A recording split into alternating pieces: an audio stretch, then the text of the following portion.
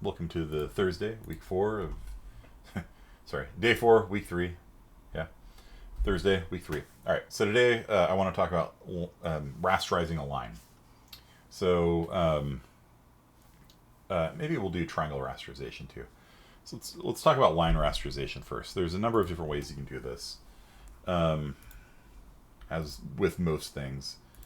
Like the convex hull algorithm that I gave you, it's not the most efficient algorithm. There's actually a faster version than this. A person came up. What was the guy's name? Lloyd, maybe? Or no? Was that for the? Well, anyway, there was a guy who Graham's scan, I think, came up with a version of it. This algorithm that we do here is order n log n because you have to sort it, and sorting is the expensive part. There's a guy I think called Graham that came up with a version that ran in order n, where n is the number of points, times h, where h is the no, is this also n log n? Oh, no, that's the one we're doing right now. Kind of, we're doing a version of this one called the we're doing which one? We're doing this one, Andrew's algorithm. It's a version we're doing here. Chan's is the most optimal. What was the one that I'm thinking of? Jarvis March, that's one. And so in 1973, a guy called Jarvis, some other people did as well. That's cool. Came up with this algorithm here, which actually runs proportional to the number of lines on the output hole, which is a weird thing to think about, right? It's unusual for an algorithm to have its running time be proportional to the output. Maybe it's not that unusual, but it's called a output sensitive algorithm, right there. So it's probably faster than Graham's scan or the Andrews algorithm that we're using, because if you have a lot of points, the number of points on the whole is probably going to be smaller than the logarithm of n. Maybe not. It kind of depends. But a guy by the name of Chan actually blew everyone out of the water by coming up with one that was n log h, which is pretty much always going to be better than Graham scan, unless every point is on the whole, in which case it runs in the same time as the Graham scan. So this was like what, the 90s, and let's see.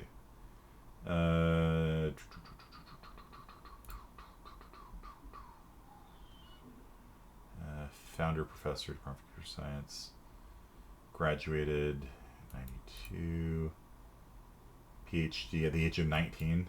Damn, dude, good job. What year was that? I seem to recall it being like in the 90s or something like that. Came out. Could be wrong. Anyway, there we go, 96. Yeah, there it is. It just blew everyone's mind, because everyone thought, like, well, all right, we got some pretty good convex hull algorithms. And then he's like, nope, we're taking it up a notch. And went from order n times h to order n times log h. And log, as we all know, is much, much faster than linear time. For every doubling of h, it does one more step. It's the opposite of exponential. It's really good. Okay, so we're doing what's called Andrew's algorithm, and Chen seems like a smart guy. Yeah, you're getting your PhD at 19, like, it seems pretty good. Got a new target for my daughter. All right, no more time to do fun times, girl. We're doing computer science from here until you turn 12. Then it's off to college. Dude's like some Doogie Howser, if you guys know who that is. Okay, PhD at 16. Yeah, we got to beat Chan. That's the goal. She grew up to be a weird kid.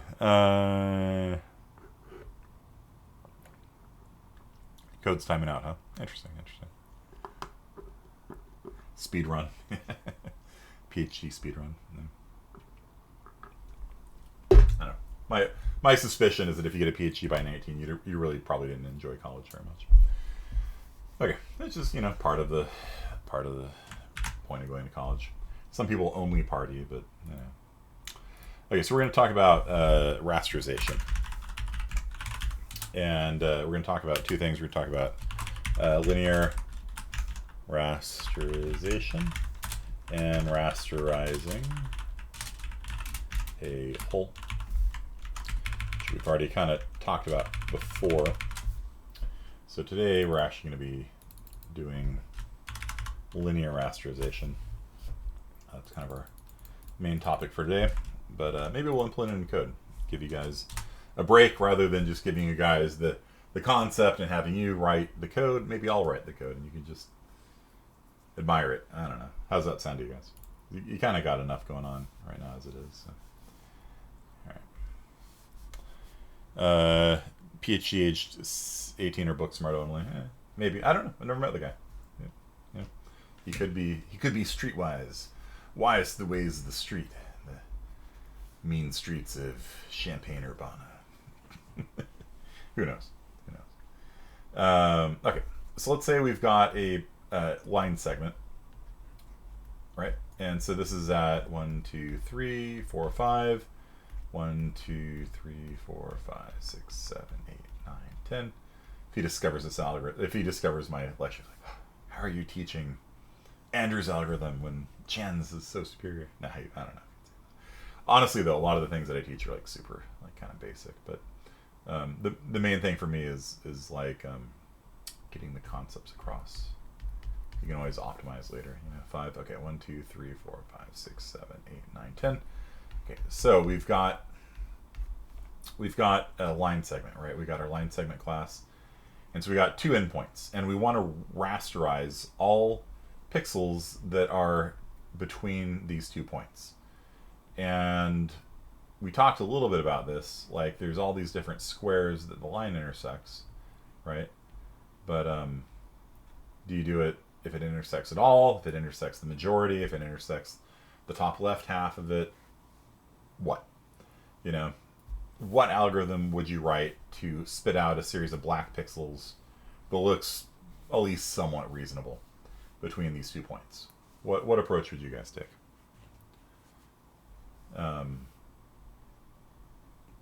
Find the slop? Oh, find the slope for each point. Okay, so the slope would be it's 2 that way and it's 8 this way, so it's rise over run, so the slope is 4. Exactly. Nice. I didn't even intend it to be an even number. I just was eyeballing that. Cool. So it rises 8, goes right 2, so slope of 4. Cool. Sounds like anti-aliasing. Yeah, it's well, if you anti-alias or not, that's a question you have to deal with. But to just start off, we just want to rasterize all of the pixels. So slope's 4. Okay. Now what? What now? We got a slope of 4. Cool. Now what? What's our for loop look like?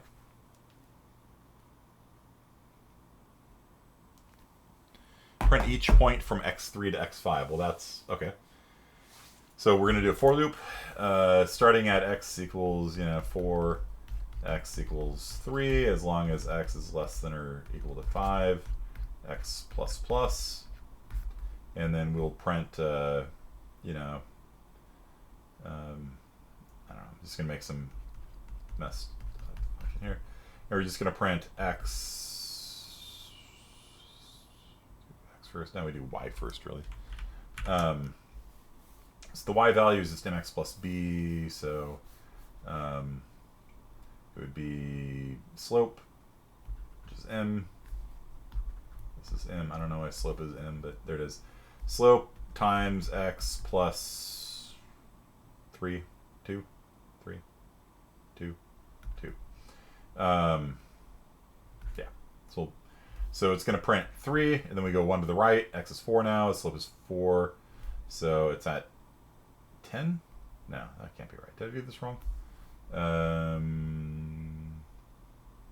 X is... Oh, I didn't do this part here. Let's go up 4. So we go 4 to the right.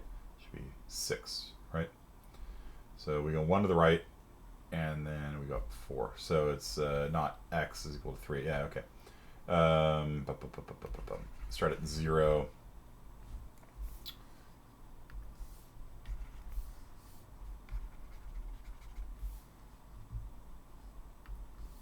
Start at 0, go to 2. There we go.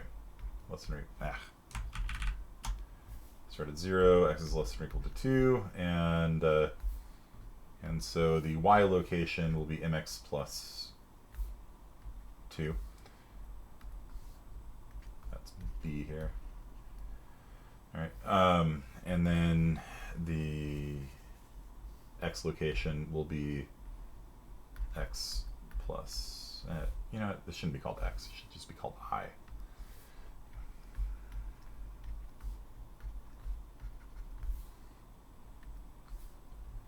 For I equals 0, I is less than or equal to 2, I plus plus, m times I plus 2, and then I plus 3. There. So that's the, I don't know, something, A or something. Who knows? So that will print out 3 pixels. It'll print 1 pixel out here. I'm going to draw them in rainbow colors so we can see what pixels we get at. So when I is equal to 0, it's going to print 2 as the y location, and it's going to print 3 as the x location, so that's correct. Usually when we print things, we say y first, then x, because it's column and row. Okay. And then I becomes 1.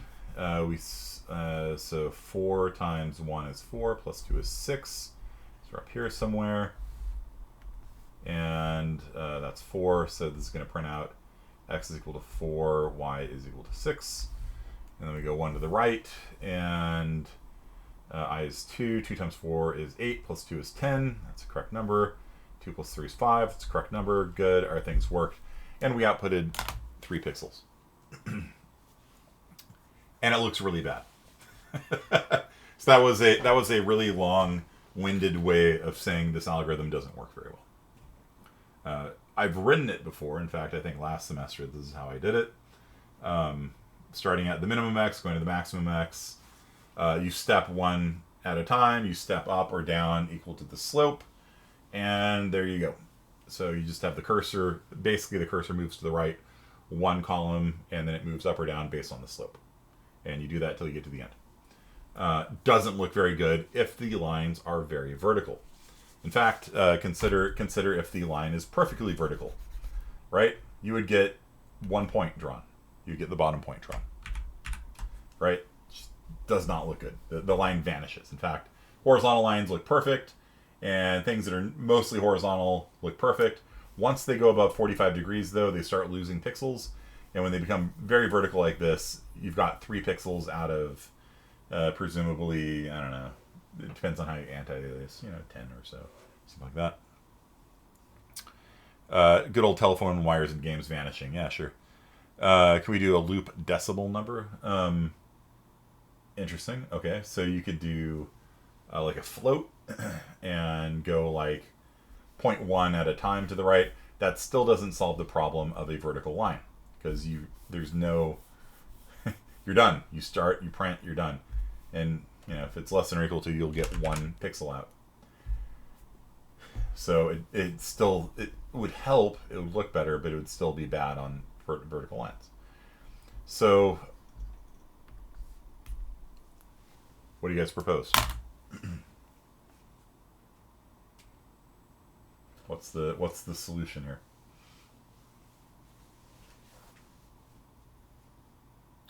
You could do a for loop that is based on the line distance, right? So if this is a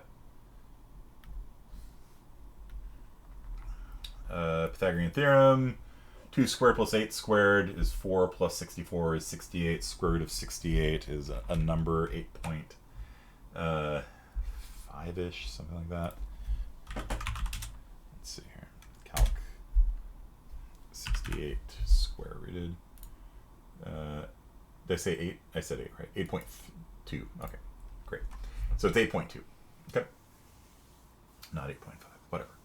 So it is. So what we could do is we could step every unit along the line, right? So starting at, because remember how I told you that line segments are typically held as a XY start, and they're held as a slope, and then they're held as a length. All right. So you can say starting at length 0, which is usually t, starting at t equals 0, going to t equals whatever the length is, you go up one unit at a time, right?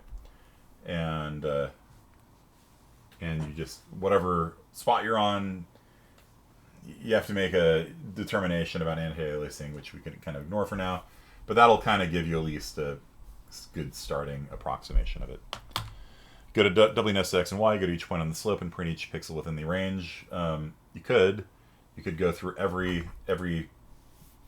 you could go through this triangle here and find out if they intercept, and if they intercept, how much they intercept by, and color it that way to do anti-aliasing, but then you're kind of doing a lot more work than normal.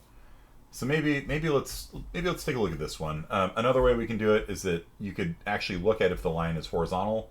You know, like you have sort of a 45-degree arc, right, where this algorithm actually works pretty well, right? Because if it's within 45 degrees, you never go up more than 1 pixel at a time, right? So you're not going to have any gaps, right? Because you can only go up at max 1 pixel at a time. So one approach you can take is you can actually do a dot product basically with the x-axis, and or you just look at the slope and it's the same thing, and basically say, is this line within 45 degrees of vertical, or is it within 45 degrees of horizontal? And you simply iterate off the other axis. So rather than starting at x equals here, going x equals here, you start at y equals here and go up to y equals here. Does that make sense? So rather than doing x equals 0 to x equals 2, you do y equals 0 to y equals 8, because it's a bigger dimension than the other one, right? Whichever one has the bigger dimension, that's the one you iterate along. And that's actually a pretty easy algorithm to write as well. Whichever way it's longer, if it's longer to the right, then it's within 45 degrees of the x-axis. If it's longer up, then it's pointed upwards. And so you iterate going up rather than iterate going sideways. So which one would you like to see? Would you like to see this algorithm where you're kind of, you've got an origin, a slope, and a length, and you kind of iterate up that way? Or would you like to see the one that figures out if it's a horizontal line or a vertical line and does the loop based on whichever line is bigger, whichever dimension is bigger? Both? Fine. Now, mind you, I haven't necessarily written these, so let's take it all with a grain of salt, but let's get going on this. So, rasterization is fun, by the way. It's fun. All right.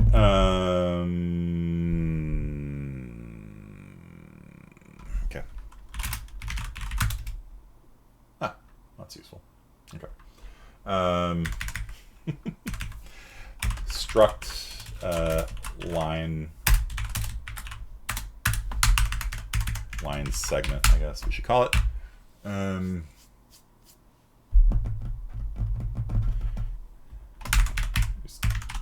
Again, 2 different ways we can do this. The first option is to have 2 different points. So you can have point start and point end. And a point, of course, point is, we did using in our linear.h, but this will just be int row and an int column. And so one way you can do a line segment is just have a starting point, an ending point, and then figure it out from there. Another way you can do it is to, option 2, which will be for our other algorithm, is to have a starting point, and then we will have a float slope m, and how to handle vertical. We'll have to think about. Technically, the floating point IEEE whatever format, let's make this a double just for the hell of it. We'll be grandiose with our Memory requirements. The IEEE standard actually has a nan value that we could use to represent a vertical line if we wanted. Do game developers think about rasterization, or is something viewed as don't reinvent the wheel? It depends. Like, if you want to draw a line, you know, like, well, does the thing you want to have a line drawing function for it? Like today in 50A, we were doing HUDs, and HUDs has a draw line function that'll do it for you. But you know, when I worked, we didn't have one, so I had to write one myself, and it was a draw line for a HUD actually. And so I built a whole interface on top of this draw line primitive. Okay, so but like these like I said, these things that I'm teaching, they kind of come up like everywhere when you're working with graphics. Like, you know, if you don't know how to rasterize a line, like, you know, can you rasterize it? Yeah, like can you write a shader that would do edge highlighting? Like, maybe, like you can do that maybe with normals and things like that. But sometimes, like, you're writing a shader and you just like want to put a line on something, right? How do you do it? Well, that's what we're gonna learn today. You know, shaders, a lot of times we just write them from scratch, you know. So, okay. So we're gonna have a starting point, a slope, and then a length.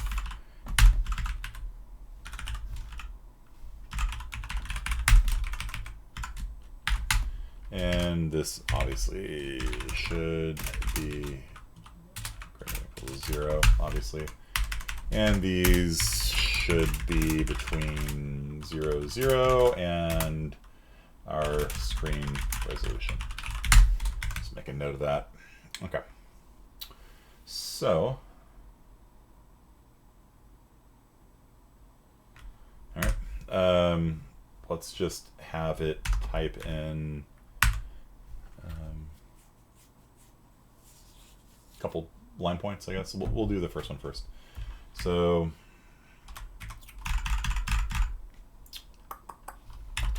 type in starting point, 2 ints. Yeah.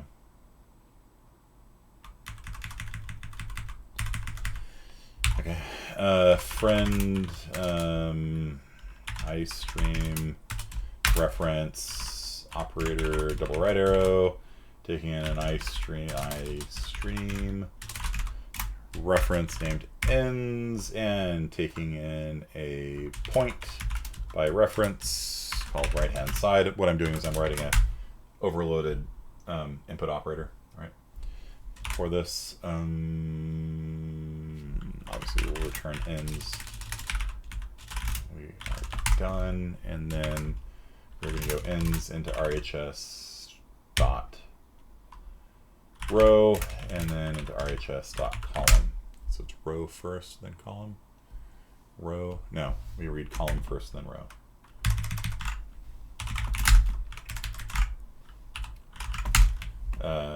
Starting point x, y, like that. So x is the column, y is the row.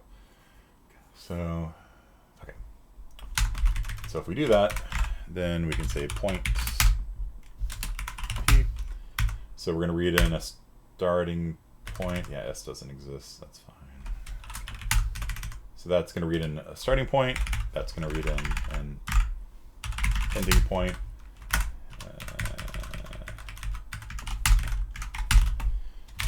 Okay.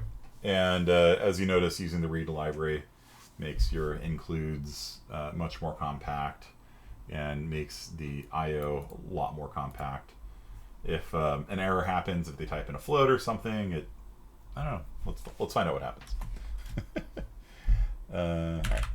G++ main.cc. P1, that's fine. 2, 3, 3, and it's purple. Yay.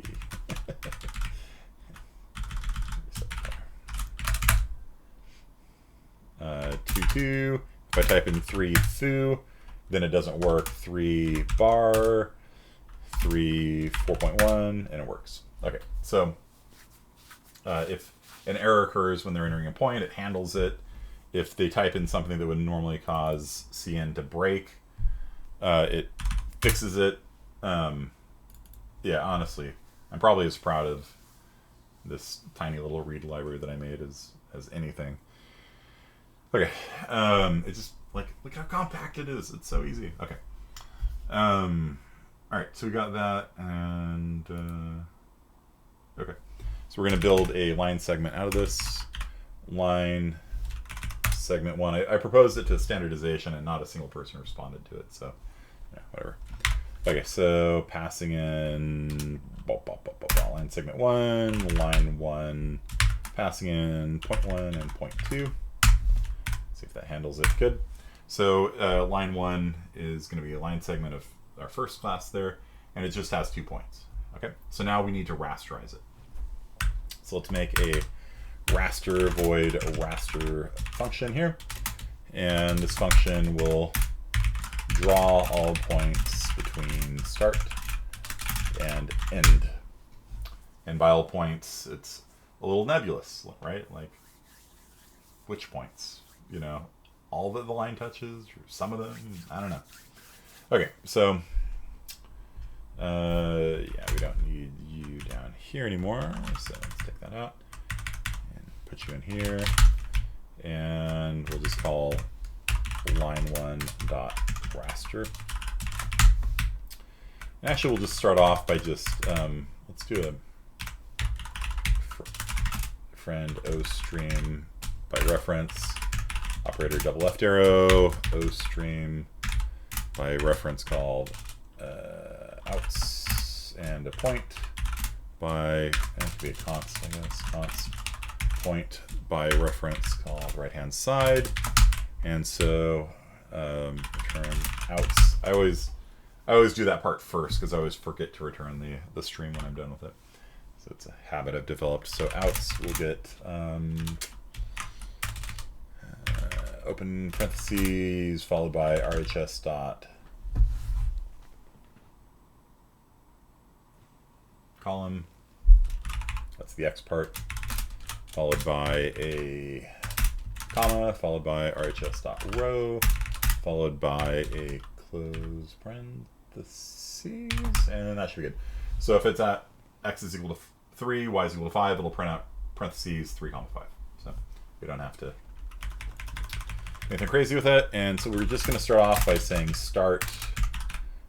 So a little debugging here, just making sure that all of our input is working properly. Can you explain the current line with 2 inputs? Time and string point 1010, negative 20, negative 8.1. Okay, so then, ooh, it's an int. Right.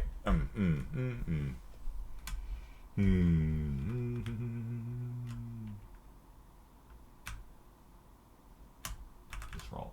Yeah, okay, it's fine, I guess. Okay. Could you explain the current line with 2 inputs? This one or this one? Which line? So these things here are overloaded operators for reading and writing to a point.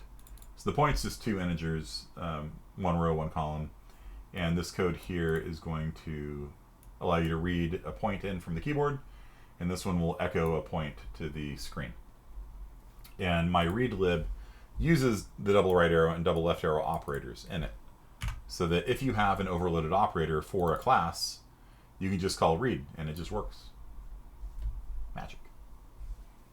So the read function is a part of a library that I wrote because I hate how verbose default C++ IO is. It's really, really stupid and annoying and tedious, and handling errors are so annoying and tedious that a lot of people just skip them, and then they have errors in their code due to the fact the language itself makes it annoying to do so. So how'd you do that without readlib? Okay. All right. We would do this int row equals 0, cout, please enter the starting row, cn enter row. If cn had an error, then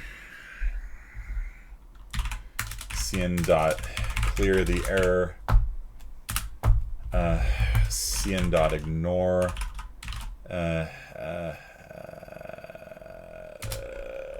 don't remember the exact syntax on syntax cn ignore.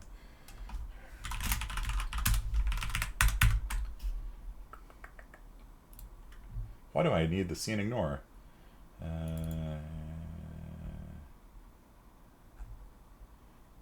Throws away, yeah, what is it? Yeah, fine. Just throws away an arbitrary, fine. Throws away an arbitrary amount of stuff up to a new line. Cool, awesome. And then we can redo it, so this whole thing needs to be wrapped into a while true loop like this. And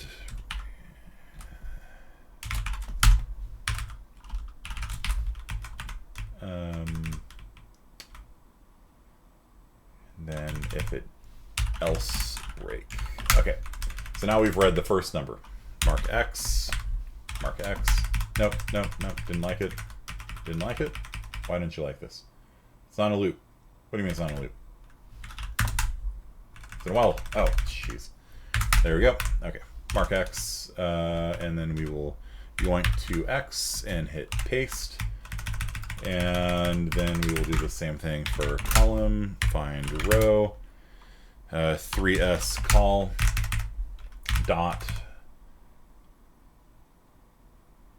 okay, mark X, Y single quote X, paste, call this one row 1,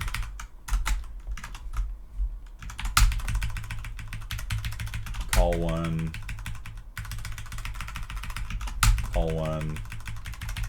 row 2. And if you're saying, well, hey, most people aren't going to reprompt and clear the errors, yeah, that's exactly my point. Handling the errors is such a pain that most people just do cn row 1, call 1, row 1. Like most people would do something like this, like let me put this. Rather than doing it that way, most people are going to go int row 1, row 2, call 1, call 2, cn row 1, row 2, call 1, call 2. Now, let's say the user types in something bad for row 2.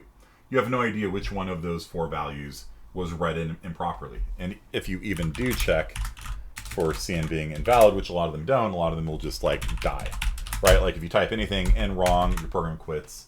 And that's fine for a toy application, but it's kind of cheesy because they don't know which one of the 4 is invalid. So I guess you could wrap that whole thing in again and just make them re-enter all 4 numbers. But honestly, the proper way of doing it is to prompt one number at a time.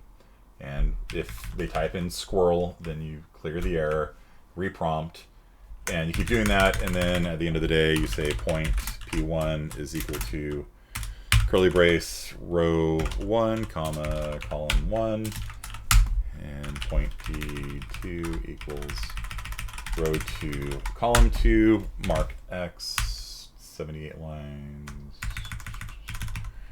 Y, X, so 46 lines of code to do that, or 2,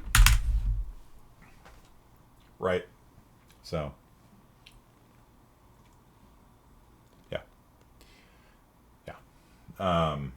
and most people don't go to all that effort of clearing the error and ignoring, and even this won't necessarily, you know, like what if they typed in more than 1,000 letters, you know, then it'll do it twice. I don't know. It'll print this prompt an extra time.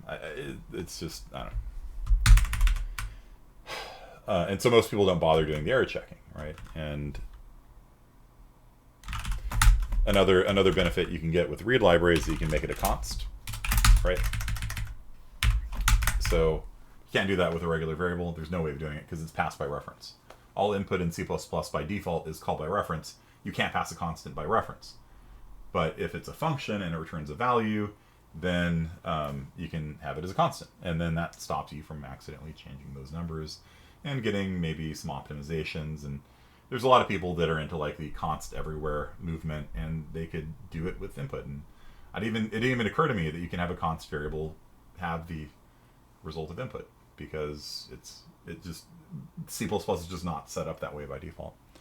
So, did you model this after other languages I/O? No. Python does something similar for input, but no, I did not. This was purely an organic need, because I kept writing functions to handle the error handling and reprompting and things like that, and then I was like, okay, I can template it so it works for more than just ints, and then where did it go from there? Yeah, originally I wrote like read int and read float, and I'm like, wait, okay, and then I templated it, and then I posted a version of it on Reddit, and then somebody's like, oh, look, there's a way you can do type deduction, because this is technically a templated function here. This is actually what's going on here. It's actually a templated function, but they're like, look, you can deduce the type from the left-hand side, and so they created a functor that would figure out the type. It's a little bit of black magic in there, and the point is that as long as if you make your own class and you have a overloaded double right arrow, overloaded stream extraction operator or whatever it's called for it, then you can just do that, and you can just read an entire class in one line of code, if that's your thing, which it is, because I hate wasting time typing. So here we go. So we're going to now rasterize it, and we are in fact reading these things in properly. So let's do the loop. So which one are we going to do? We're going to figure out if it's more horizontal or if it's more vertical. Okay. So don't need you quite yet. We'll bring you back out of the graveyard in a second. Okay, so the first thing we need to do is figure out our horizontal distance. So int horizontal distance is equal to end dot column minus start dot column. So if our ending column was 5 and our starting column was 3, then its horizontal distance is 2, right? Right. This example here, if we start at column 3 and go to column 5, then horizontally our line segment goes 2 east. And then our vertical line segment is going to be the same. 10 minus 2 is 8. So that would be next thing we'll compute here. Horizontal distance. And do we want to absolute value this? Yeah, we probably do.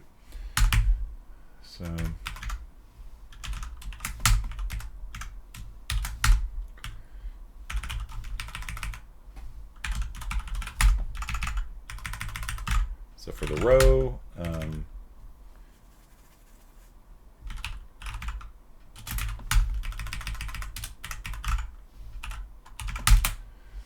so that's how far the thing heads to the east and how far the thing heads technically south, because higher rows are further south, but it doesn't really matter for this purpose. Okay, so if one is bigger than the other, that's the way we're going to loop. Okay. So if horizontal distance is greater than a vertical distance, what about if it's equal? Does it matter? Doesn't matter. Okay. So if the horizontal distance is greater than the vertical distance, then we're going to loop horizontally. We're going to start at the beginning and go 1 pixel to the right, adjusting for the slope every time till we get to the end. And if we're taller in the vertical dimension, then we're going to go at the bottom and go 1 pixel at a time up, adjusting for our slope that way. Okay. So let's just do the horizontal first and make sure that works before we do the vertical, because it'll be symmetrical. Okay, so the first thing we need to do is figure out which one of them is the start and which one's the finish. So int start is equal to whichever is lower. And we're going from left to right, so it's a lower column. Whichever column is smaller. Okay. So if, oh, damn it, we already got start in there. Starting row is equal to if the starting column is less than the ending column, then it's starting column. Otherwise, it is the ending column. Okay. Are you guys familiar with ternary notation? So this says if the starting column is less than the ending column, then its starting column is the smaller one. Otherwise, the ending column is the smaller one. It's a shorter version of doing if statement as an expression. Okay, so that's starting row, and then the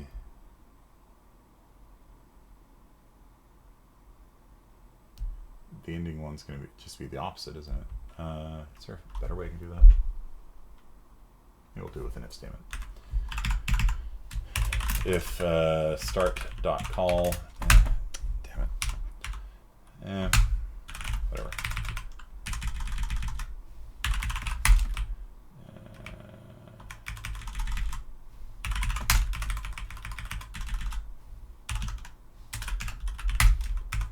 Okay, so we got a starting row, we got an ending row, and now we're going to do a for loop across it. So for int I equals starting row should be 0.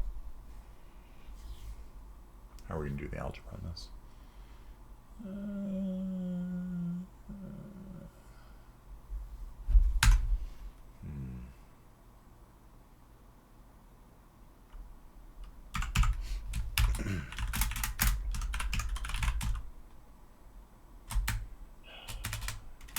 These names are terrible. Okay, so our current row is equal to the starting row, and our current column, damn it, no.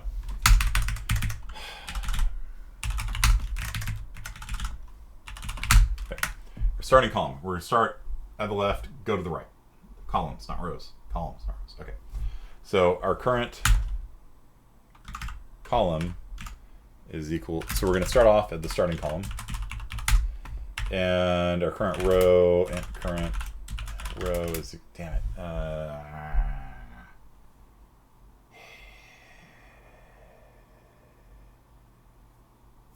it's getting too complicated. I'll purge it. Okay. If all right, watch this. If start dot column is greater than end dot column,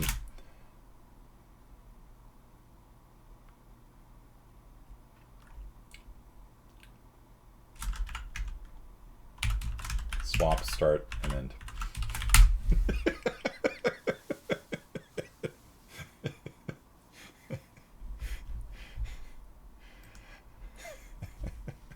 Swap is like in what, utility, C++? Algorithm, okay. It's not complaining.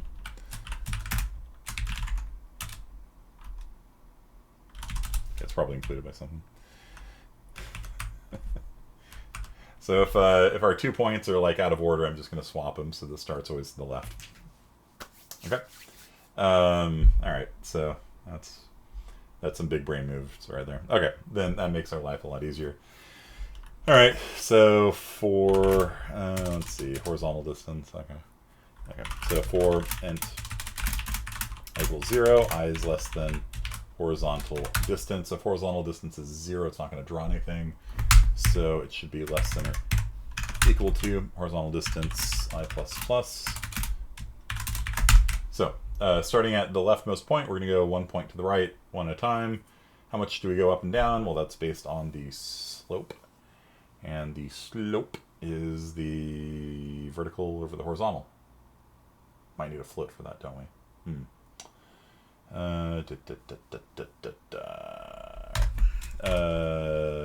Double current vertical is going to be equal to double vert distance divided by horizontal distance. So slope of the line. Okay. and we have to cast it to a double before we do the division so that we don't lose, so we don't truncate.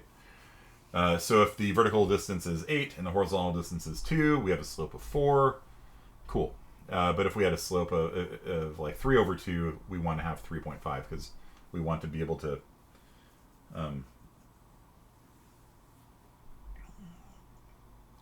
otherwise the rounding errors are going to make the pixels become inaccurate. Okay, so we start off at the, oh no, this is the slope of the current vertical.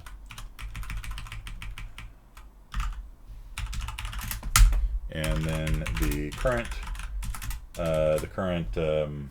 row that we're on is equal to start dot row.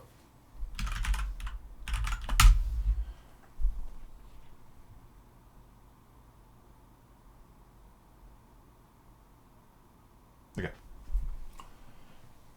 So we're going to start at, going back to here, we're going to start at row 2. And I is going to be 0, but it's going to have the starting. Do I need that? I don't know if I need that. Probably just computed algebraically, but whatever. I've committed. All right. So on the first point, it should output 3, 2, right? So the cursor needs to move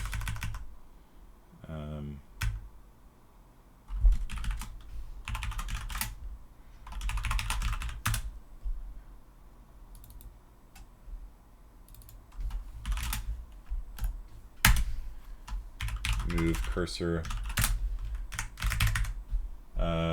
That is row followed by column. Okay.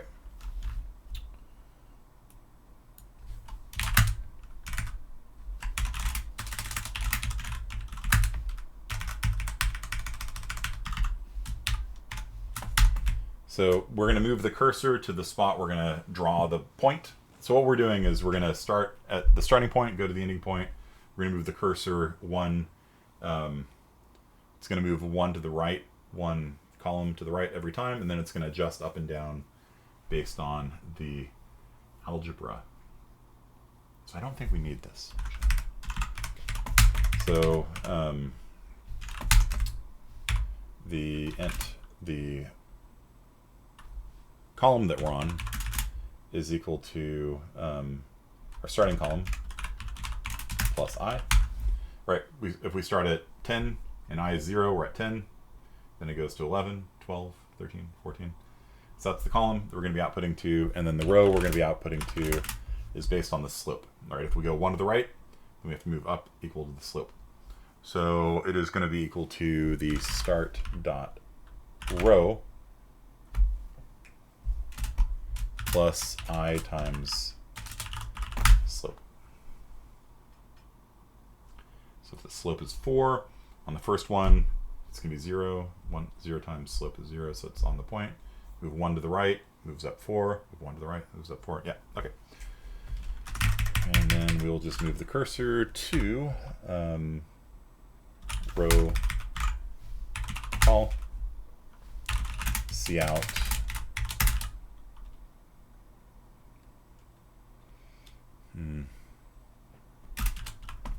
That.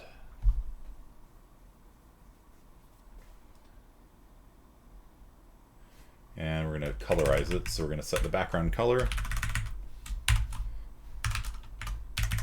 The background color will be white.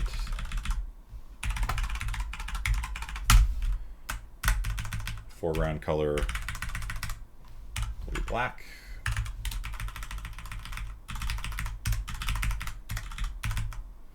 And so this should be it. I think that's the entire algorithm. Just for horizontally aligned lines. And then after we're done, we need to move the cursor back to the bottom of the screen. So that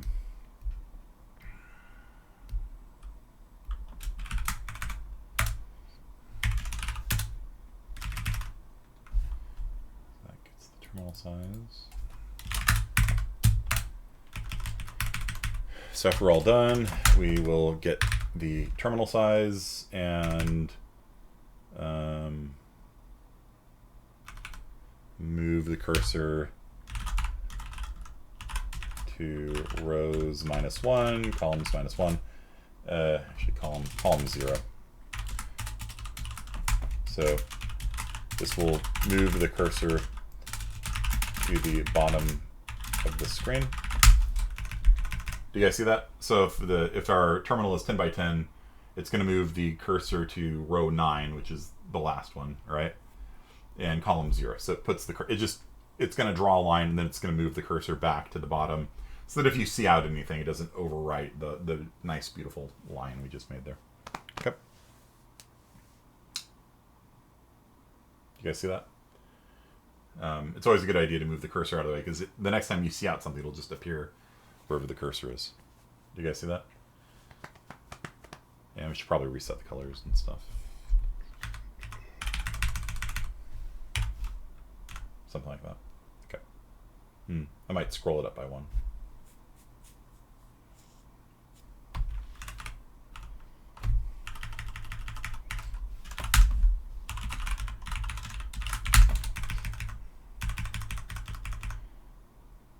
Okay.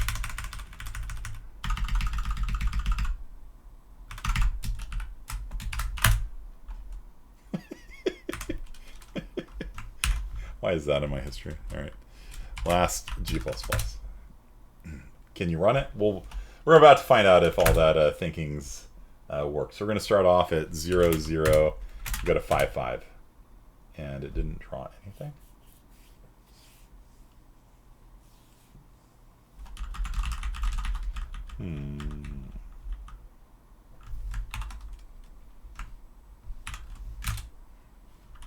And 10, 30, 30. It's not trying anything.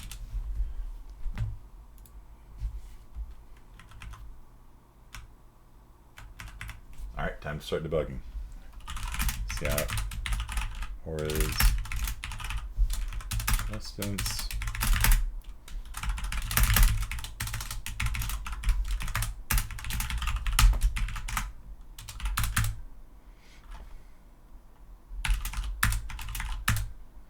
Okay, that was computed properly. 10,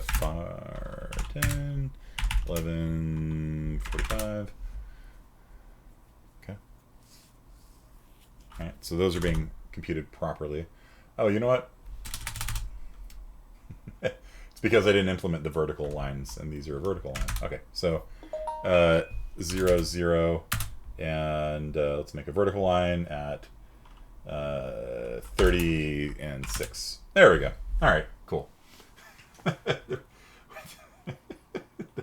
It actually does work. Okay, cool. I just, like I said, I'm just going to do the horizontal first. But when I did a 45-degree line, remember I didn't do greater than, right? If I'd done greater than, then 0, 0 to 20, 20. Ooh. Oh, maybe I should recompile it. 0, 0 to 20, 20. There we go. I'll do a vertical line, or 45-degree line. What was the issue? I only have code to draw horizontally aligned lines. I don't have the code in to do the vertically. It's just symmetrical. You just flip everything. But when I was testing it, I was only testing it with lines that are more vertical than horizontal. So they just weren't drawing because I hadn't written it yet. So the more proper way that I should have done that would be to have stubbed this out here. So else, I should have done this. Vertical lines not implemented yet. And then if I screw up on my testing, it just would tell me instead of doing that. Okay. Clear the screen. Yeah, okay, sure. So let's do this. Clear screen first. And we'll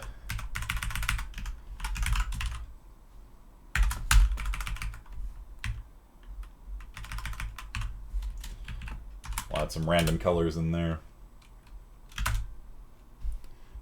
0 to 50 50.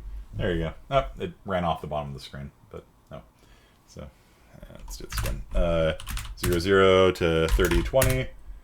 And so you can see you get kind of this stair-step pattern, and we're not anti-aliasing at all. We're just basically going one column to the right, one column to the right, one column to the right, and doing the slope to figure out how far down we should be. And you'll see it actually does a pretty good line. It's actually fine, actually. So if we wanted to do a triangle, we have to buy the DLC for unlock. Yeah. All right. Calm down, EA. All right.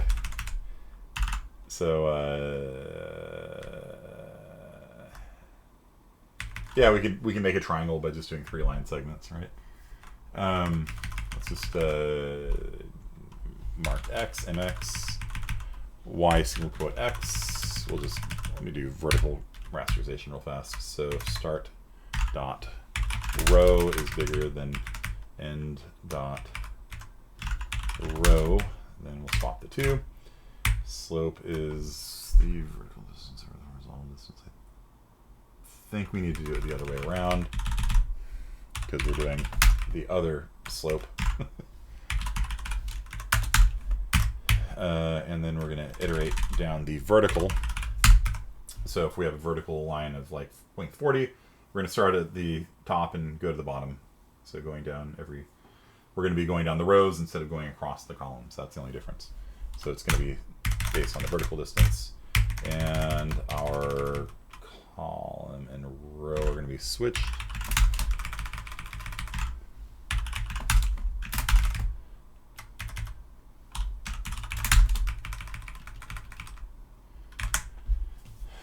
And slope should be the same, right? Because I switched that already. Move cursor to row and column. Okay.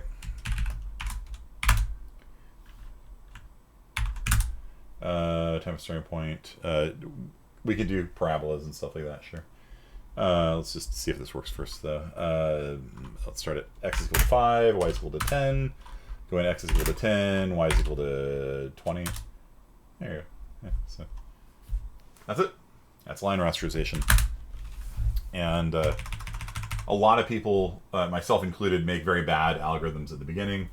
But the key thing to just keep in mind is that even a bad algorithm like this, it actually comes up with pretty good lines. The main thing that makes lines look bad is did I not click, click, click, click, click, click. Right. It's actually not bad. These lines are coming out okay. Is just to make sure your vertical lines aren't, just 1 point, 1 point, 1 point, or if perfectly vertical vanishes. Right. So, what do you need to do for this one? Yeah, I'm not going to make you code this. Good enough for now. We'll pick it up tomorrow.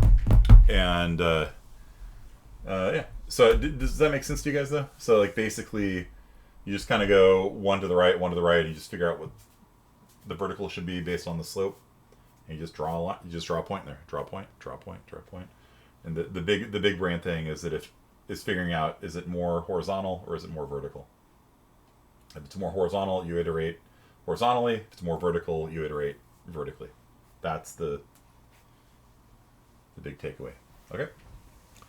And we didn't get to the other one, but and we haven't done anti-aliasing yet either, which is also fun to do. But that's kind of a real basic line rasterization from scratch, along with a detour into why input in C++ is so bad by default. Okay. All right. That's it for today, guys. I will see you guys tomorrow. Keep working on your projects. I'm going to want to see a status update on Monday. So I want to see screenshots of what you have, and I want you to have something, get at least a basic working proof of concept or something by Monday. Something to show, something that you've got, assets in or something, you're not just delaying till the last minute. Okay? So I'll put that up on Canvas. And that's it. I'll see you guys later.